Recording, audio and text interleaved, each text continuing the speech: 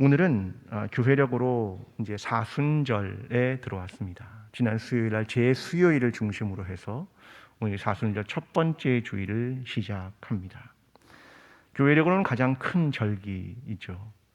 이것은 예수 그리스도의 고난과 그의 십자가, 그것을 깊이 묵상하며 우리에게 찾아올 부활을 꿈꾸고 준비하는 기간으로 삼는 것이 바로 사순절입니다.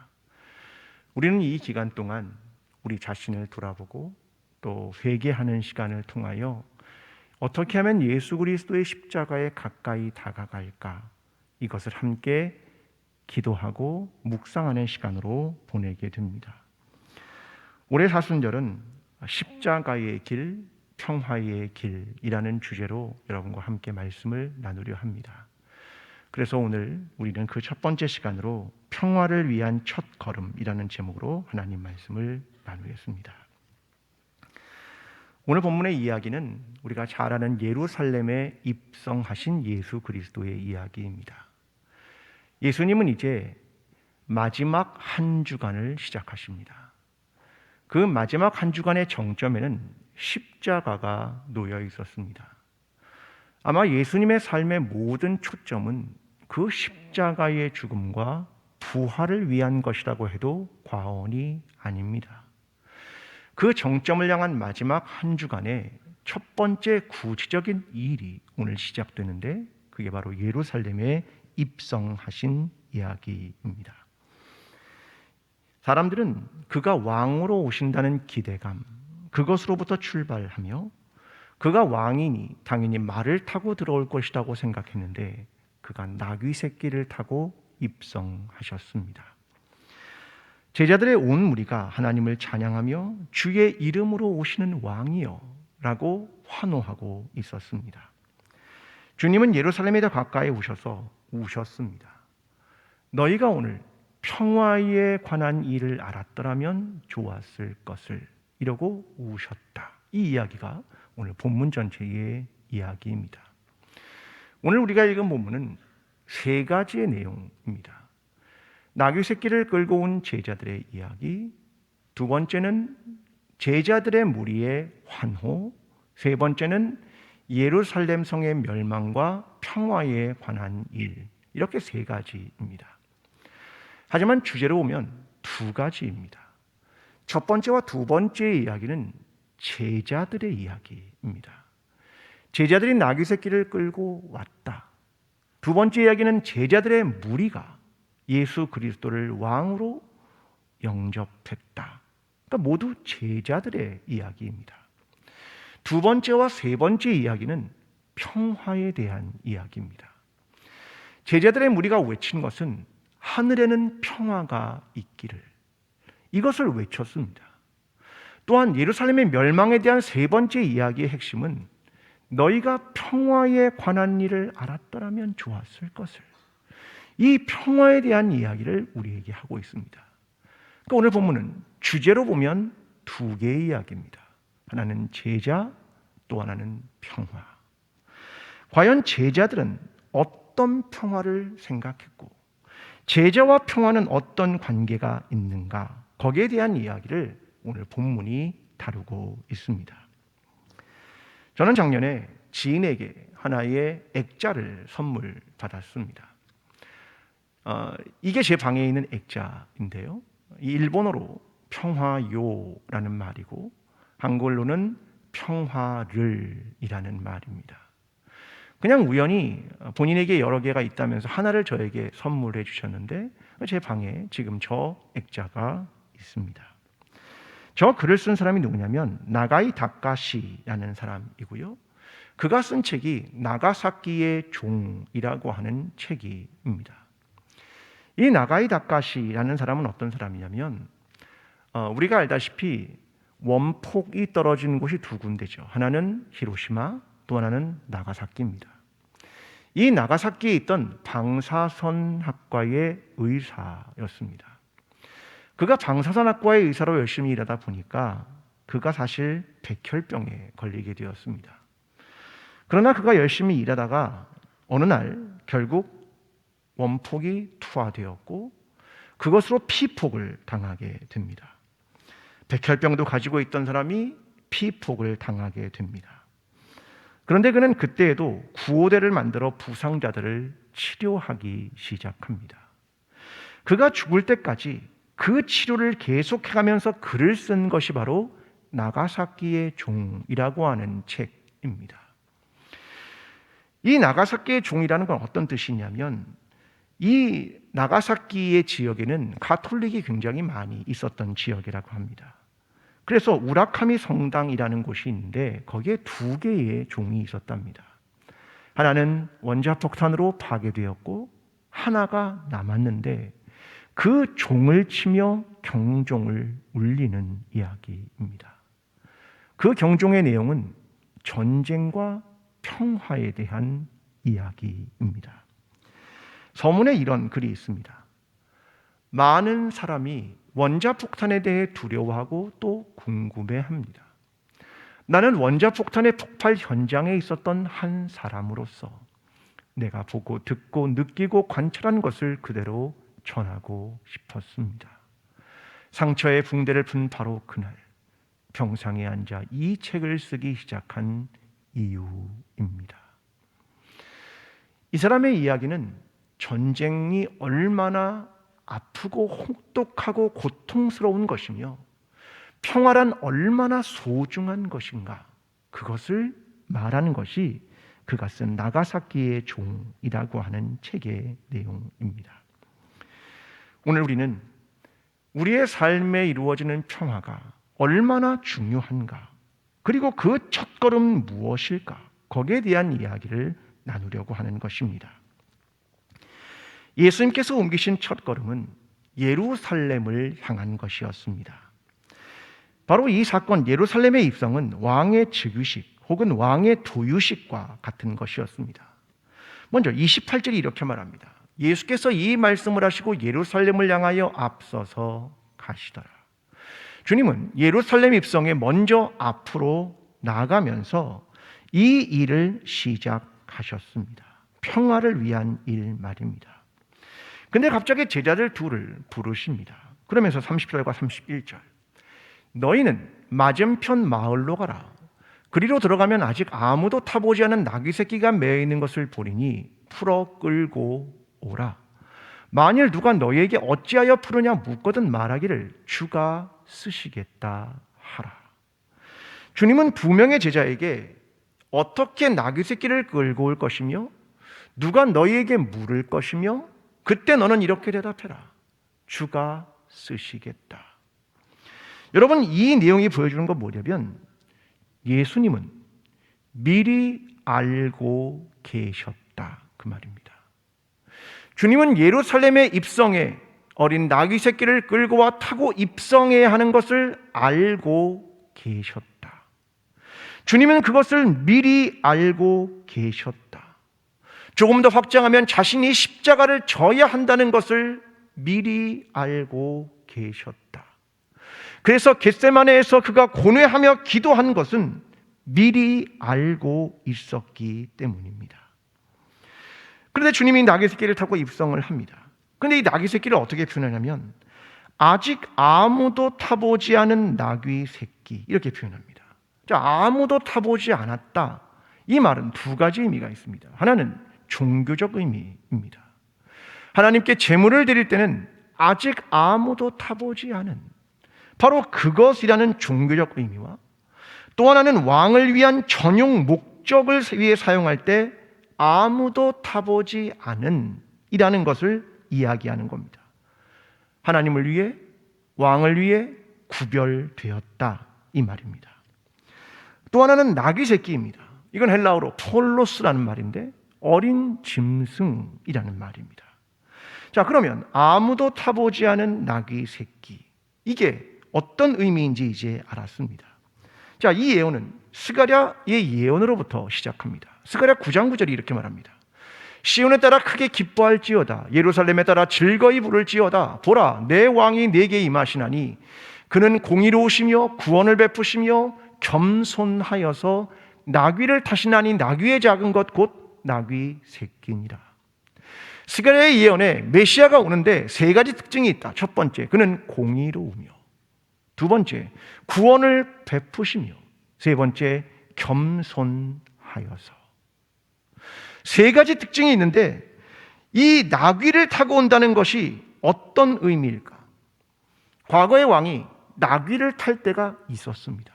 언제 탔냐면, 나는 전쟁의 의사가 없습니다, 이걸 보여줄 때 왕이 나귀를 타고 나왔다고 합니다. 말을 타고 나오는 게 아니라 나귀를 타고 나옴으로써 나는 평화를 원하지 전쟁을 원하지 않습니다, 이것을 보여준다는 것입니다.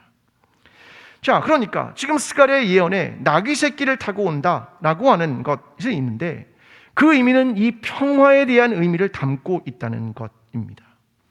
그런데 여기서 사용하는 겸손이라는 단어가 뭐냐면 히브리어로 아니라고 말합니다. 이 겸손이라는 아니라는 단어가 뭐냐면 경제적으로 낮은 지위, 이것을 의미하는 말입니다. 그러니까 고아, 과부, 나그네, 경제적으로 사회적 지위가 낮은 사람들을 의미하는 말, 이게 겸손이라는 아니라는 말입니다. 스가랴 7장 10절이 이렇게 말합니다. 과부와 고아와 나그네와 궁핍한 자를 압제하지 말며 서로 해하려고 마음에 도모하지 말라 하였으나, 여기서 과부와 고아와 나그네가 바로 아니라고 하는 것입니다. 그러니까 겸손이란 뭐냐면 내가 가난하고 소외되고 사회적 지위와 경제적 지위가 낮은 자리로 내려간다, 이런 말입니다. 겸손. 저는 겸손이라는 단어보다 겸비, 아니 더 심하게 말하면 추락, 이렇게 말하고 싶습니다. 그렇게 하나님이 겸손의 자리로 내려온다라고 하는 말입니다. 저는 본문을 읽으면서 이런 생각을 했습니다. 평화를 시작하려는 사람들은 어쩌면 평화의 길이 무엇인지 알고 있다. 마치 예수님께서 나귀를 타고 입성한다는 것을 미리 아신 것처럼 평화가 얼마나 중요한지, 평화가 얼마나 큰 기쁨을 주는지, 평화를 위해 어떤 길을 가야 하는지, 어떤 선택을 해야 하는지 그들은 미리 알고 있다. 그런데 아무도 타보지 않은 나귀 새끼를 타는 것처럼 구별된 게 뭔지는 알겠는데 마치 길들여지지 않은 나귀를 타는 것처럼 조정이 안 되는 겁니다. 왜요? 아직 아무도 타보지 않았기 때문에 그 길을 내가 원하는 대로 방향을 핸들링할 수가 없는 겁니다. 평화가 내가 원하는 방향으로 그렇게 쉽게 가지가 않는구나. 왜냐하면 평화란 둘 사이의 일이기 때문에 그렇습니다. 내가 원한다고, 내가 노력한다고, 그래서 이루어지는 일이 아니기 때문일 것입니다. 그래서 저는 평화를 시작하는 사람들, 그들은 알고 있지만 자기의 원하는 대로 그 길을 조정할 수는 없다는 생각을 하게 되었습니다. 저는 어쩌면 그래서 겸손이 필요한지도 모르겠습니다. 그냥 하나님께서 인간이 되셨다, 그 겸손, 그것도 맞고, 그런데 또 하나 겸손해야 할 게 뭐냐면 하나님은 하늘에 계시고 나는 인간이다, 내가 내 마음대로 이끌 수가 없다, 이것을 깨닫는 겁니다. 여러분, 주님이 겸손의 자리가 뭐라고요? 아니, 경제적 지위도 없고 사회적 지위도 없는 과부와 고아와 나그네와 같은 자리에 주님이 내려갔습니다. 그래서 그가 할 수 있는 일이 없는 겁니다. 그래서 하나님의 도우심을 기댈 수밖에 없다는 겁니다. 그래서 하나님의 손에 부탁할 수밖에 없다는 겁니다. 저는 이것이 우리가 가져야 할 겸손이라고 생각합니다. 때로는 우리가 삶에서 갈등과 전쟁과 같은 일을 만나기도 합니다. 내가 마음대로 어떤 방향을 정해보기도 합니다. 그런데 그게 우리 생각같이 되지 않을 때도 많이 있습니다. 그래서 그때 하나님 앞에 더 겸손하게 낮아져야 하고, 하나님께서 평화의 하나님을 믿으며 기도하며 그 길을 맡겨드려야 하는 것이고, 하나님께 주권을 드려야 하는 것이고, 이끄심에 순종해야 하는 것입니다. 여러분, 이것이 평화의 첫 걸음입니다. 오늘 저와 여러분의 신앙이 주님께서 원하시는 평화를 위하여 겸손하게 자기의 자리를 내려놓으며 하나님께 이끄심을 믿으며 하나님께 주권을 드리며 겸손하게 그 길을 시작하게 되는 저와 여러분의 신앙이 되기를 간절히 기도합니다. 두 번째 이야기는 제자의 온 무리와 어떤 바리새인들의 줄다리기 같은 것을 목격하게 됩니다. 37절. 이미 감람산 내리막에 가까이 오심에 제자의 온 무리가 자기들이 본 바 모든 능한 일로 인하여 기뻐하며 큰 소리로 하나님을 찬양하여. 자, 여기에 보면 앞에서 환호성을 질렸던 사람들을 마태는 무리들 이렇게 말합니다. 그냥 군중들 그런 말이겠죠. 그런데 누가는 그렇게 표현하지 않습니다. 제자들의 온 무리가. 환호를 했던 사람들이 단순히 백성과 무리 그들이 아니라 제자들이었다, 그렇게 말하는 겁니다. 누가는 제자와 연결시키고 싶었죠. 그런데 그 제자들이 외쳤던 게 38절입니다. 이르되 찬송하리로다 주의 이름으로 오시는 왕이여, 하늘에는 평화여 가장 높은 곳에는 영광이로다 하니. 당신은 왕입니다. 주의 이름으로 오시는 왕입니다. 그리고 하늘에는 평화, 가장 높은 곳에서는 영광이 있기를 바랍니다. 그러면서 환호한 것이었습니다. 자, 그런데 누가의 특징은 종려나무 가지를 흔드는 게 없습니다. 오늘 본문을 읽어도 나뭇가지를 흔들었다는 말이 등장하지 않습니다. 왜냐하면 당시에 나뭇가지를 흔드는 일은 어떤 혁명과 같은 일, 그것을 행할 때 나뭇가지를 흔들었다고 합니다. 누가는 어쩌면 의도적으로 이 부분을 삭제했을 수도 있습니다. 그가 원했던 평화, 그것은 어떤 혁명과 같은 일이 아니라 하늘의 평화라고 하는 부분이기 때문입니다. 로마의 전복 이런 걸 원하는 것이 아니라 하늘에는 평화, 이 말을 바꾸면 세상의 평화가 아니라 그리스도의 평화라고 하는 개념일지도 모르겠습니다. 이게 이들이 바랬던 평화입니다. 그런데 어떤 바리새인들이 여기에 반기를 듭니다. 39절. 무리 중 어떤 바리새인들이 말하되 선생이여 당신의 제자들을 책망하소서 하거늘. 그들은 제자들을 책망해달라, 잠잠하게 하십시오, 이렇게 이야기를 합니다. 왜냐하면 그 시대는 팍스 로마나, 로마가 평화를 유지하고 로마의 황제가 왕인데 예수님을 왕이라고 말하니까, 아니 그러면 이 충돌을 어떻게 합니까? 반역 아닙니까? 그러면 어려움과 고통은 백성에게 찾아오겠죠, 이렇게 생각을 하게 된 것입니다. 여러분, 그러니까 이 둘이 전혀 다른 이야기를 하고 있습니다. 자, 40절에 근데 이렇게 주님이 말씀하십니다. 대답하여 이르시되 내가 너희에게 이르노니 말하노니 만일 이 사람이 침묵하면 돌들이 소리 지르리라 하시니라. 외침을 중지한다면 돌들이 소리 지를 것이다 라고 말하는 겁니다. 한쪽은 하나님의 평화, 하나님은 세상의 평화에 대한 이야기를 하며 서로 줄다리기를 하고 있는 겁니다. 여러분, 그런데 이 줄다리기 하는 장소가 저는 하나가 있다고 생각합니다. 그건 어디냐면 사실은 우리의 내면입니다. 우리의 내면 안에서 하나님의 평화를 이룰 것이냐, 아니면 세상의 평화의 불안, 뭔가 깨져나가는 것에 대한 갈등을, 불안을 어떻게 할 것이냐라고 하는 겁니다. 여러분, 사람의 마음은 늘 불안이 존재합니다. 평화가 깨질 것에 대한 불안. 근데 중요한 건 그 평화가 어떤 평화냐라고 하는 사실이죠. 하나님의 평화냐, 신앙이냐, 믿음이냐, 아니면 세상이 갖는 평화냐, 현실적인 안정이냐, 이런 거에 대한 불안 말입니다. 여러분, 이 줄다리기의 현장은 우리의 내면에 모두 똑같이 가지고 있는 것입니다.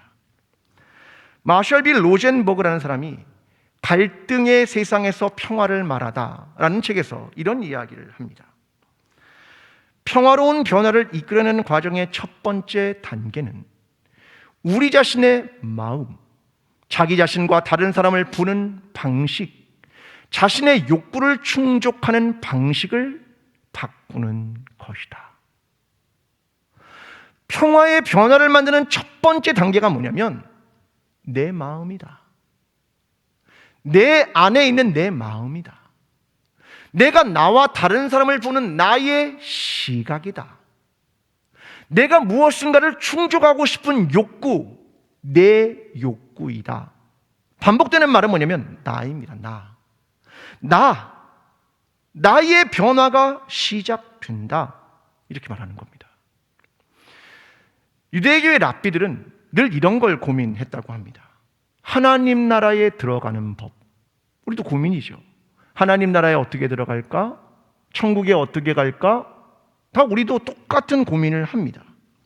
근데 랍비들이 이런 생각을 했습니다. 하나님 나라에 들어가는 건 이런 거야.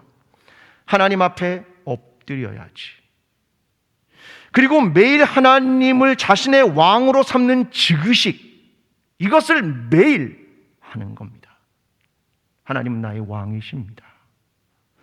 그리고 하나님이 내 왕일 뿐 아니라 그에 대한 믿음과 다스림 안에 살아갈 것을 하나님 앞에 서약한다. 이게 랍비들이 하나님 나라에 들어가는 법이라고 생각한 겁니다.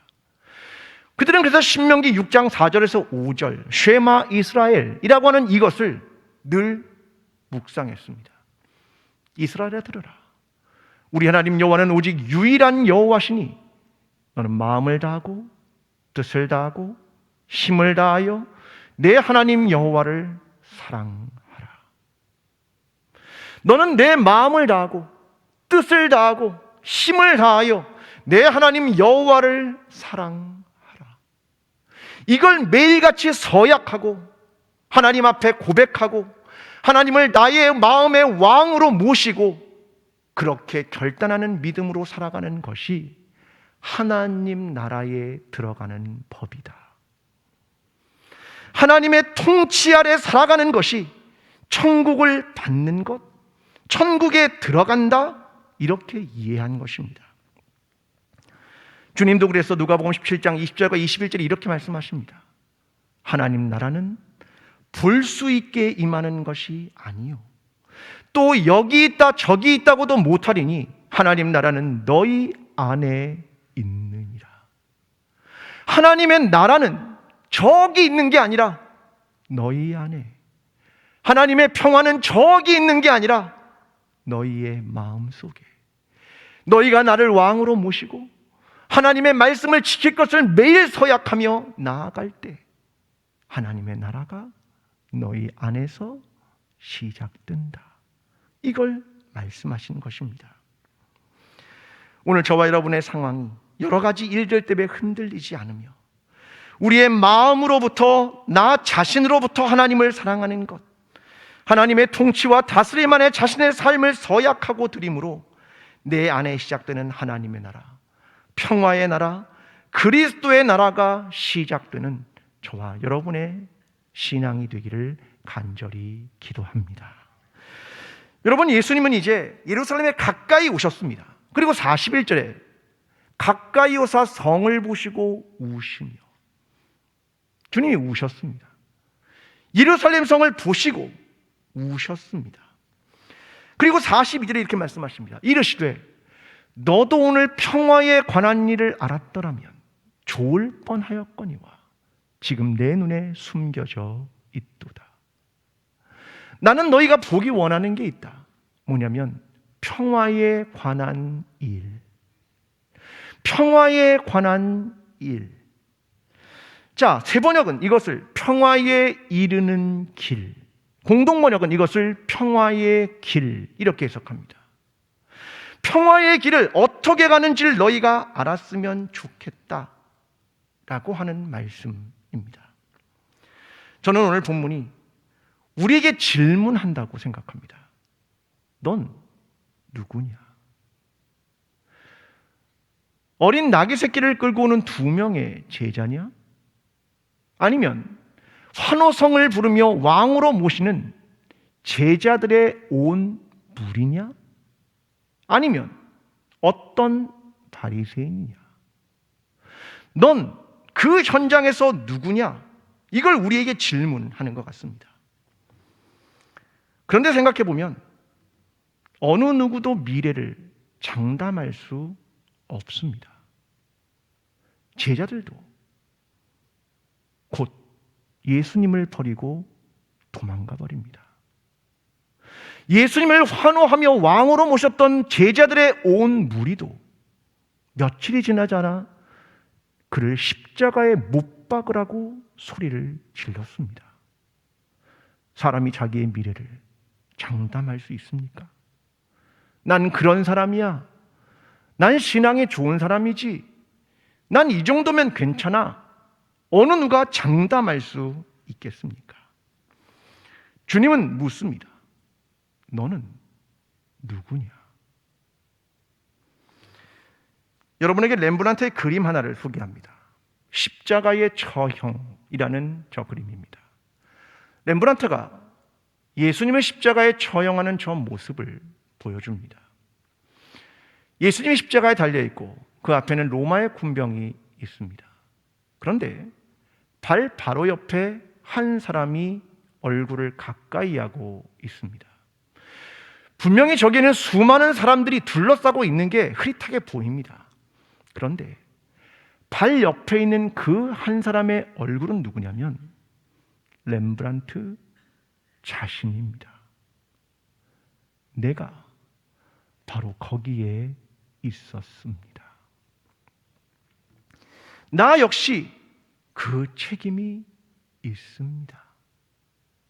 이것을 의미하는 것이 렘브란트가 자기의 자화상을 십자가 바로 아래에 그려 넣음으로써 나도 거기 있었습니다. 그걸 보여주고 있는 그림입니다. 여러분, 나는 지금 어디에 있는 겁니까? 나는 지금 십자가 아래에 있는 겁니까? 나는 오늘도 겸손하게 십자가 아래에서 내가 죄인임을 고백하고 있는 겁니까? 여러분, 십자가의 길은 평화의 길이고 평화의 길은 십자가의 길입니다. 그 첫걸음은 전부 다 우리 안에 있습니다. 내 안의 마음과 내가 바라보는 시각과 내가 하나님을 향한 사랑과 나의 믿음으로부터 출발합니다.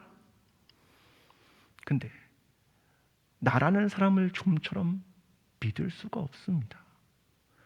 내가 어떻게 변할지 장담할 수 있는 사람은 아무도 없습니다.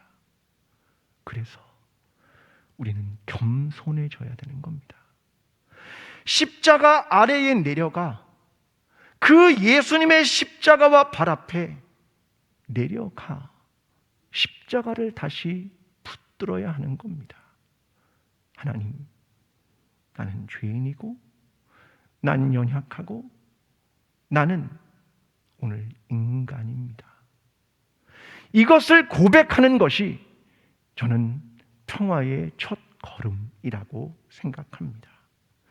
오늘 저와 여러분이 평화의 길을 떠나며 평화의 순례를 떠날 때에 우리가 한 인간임을 고백하며 겸손하게 나보다 남을 낮게 여기며 그 평화의 길을 십자가에서 출발하게 되는 저와 여러분의 신앙이 되기를 간절히 축원합니다. 기도하겠습니다. 사랑하는 하나님 아버지,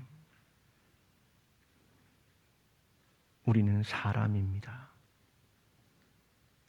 그리고 우리는 죄인입니다. 하나님, 우리가 이 길을 걸어가며 더 겸손하게 예수 그리스도의 십자가 앞에 내려가 겸손한 마음으로 그 평화의 길을 시작하게 되는 하나님의 사람들이 될 수 있도록 주님 우리를 도와주시옵소서. 예수 그리스도의 이름으로 기도합니다. 아멘. 사랑하는 광주제일교회 성도 여러분, 우리는 평화의 길을 가야 하는 사람입니다. 그 길은 십자가의 길을 가는 것입니다. 우리는 그 첫걸음을 떼어야 합니다. 그것은 낮아짐과 겸손의 길을 가는 것입니다.